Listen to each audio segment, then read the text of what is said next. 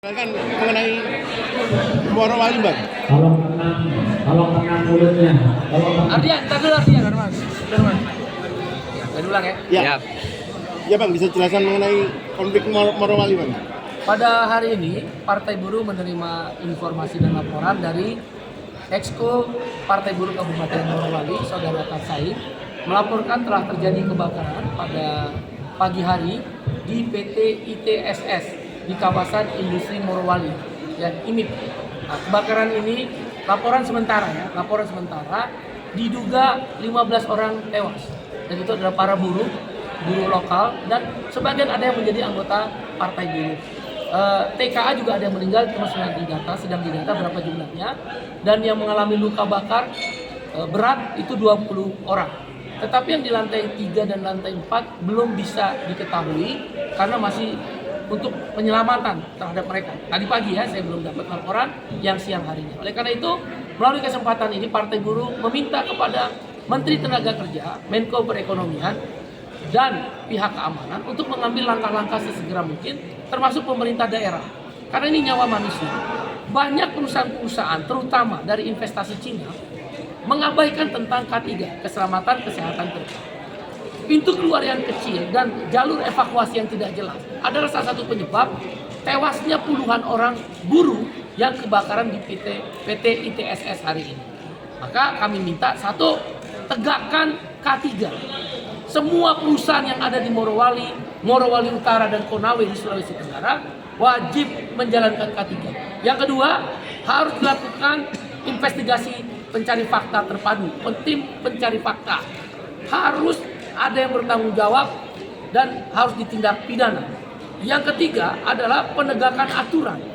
Perusahaan-perusahaan yang tidak mau menjalankan kenaikan upah sesuai aturan, tidak menjalankan K3, harus ditindak tegas dengan law enforcement. Yang berikutnya, harus dipastikan para korban jiwa dan keluarganya dan yang luka berat ditangani oleh pemerintah dengan sungguh-sungguh. Bila mana ini tidak dilakukan oleh pemerintah, baik daerah maupun pusat, khususnya Kementerian Tenaga Kerja, dengan mengambil langkah-langkah untuk tidak terulangnya kejadian ini, karena berulang terus. Banyak selalu korban jiwa tentang K3. Kebakaran hari ini juga tentang K3. Maka Partai Buruh bersama serikat-serikat buruh akan mengambil langkah-langkah tegas. Satu, melaporkan kepada International Labour Organization. Sebagai ILO governing body, saya akan membawa kasus ini. Karena ini berulang-ulang. Perusahaan nikel, khususnya investasi Cina, selalu mengalami persoalan kematian yang lalai dengan K3. Dan kami akan meminta, selain ke ILO, akan melakukan menempuh jalur hukum.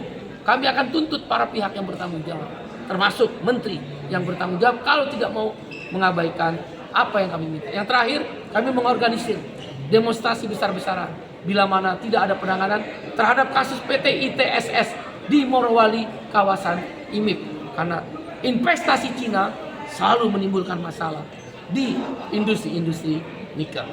Ini yang kami sampaikan dalam rangka acara konsolidasi akbar Partai Buruh di Jawa Timur, yang dalam hal ini juga menargetkan 3 kursi DPR RI lolos, ada 1 fraksi DPRD provinsi menjadi 1 fraksi, dan di beberapa kabupaten kota basis industri itu ada 1 fraksi DPRD kabupaten. Bang, kemarin kan pasca debat cawapres masih tetap tidak mendukung paslon, lo bagaimana, Bang?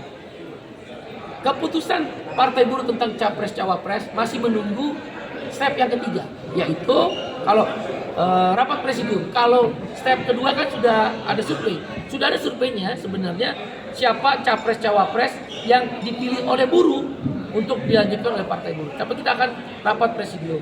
Ada 2 opsi. Opsi pertama yang kemungkinan akan dipilih tapi belum diputuskan, yaitu tidak memilih semua paslon capres cawapres.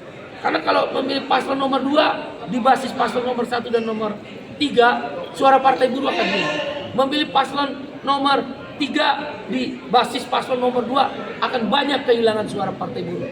Jadi Partai Buruh dengan demikian tidak akan memilih paslon capres cawapres manapun, fokus di pemilihan caleg. 4,8%. Saya ulangi, 4,8% elektabilitas terbaru Partai Buruh dari survei internal. Kami ingin jaga suara ini. Mungkin opsi pertama kemungkinan berarti milih di putaran kedua. ya adalah opsi kedua memilih di putaran kedua. Demikian, terima kasih. Baik, makasih Terima kasih, kawan-kawan. Bang. Terima kasih, Bang.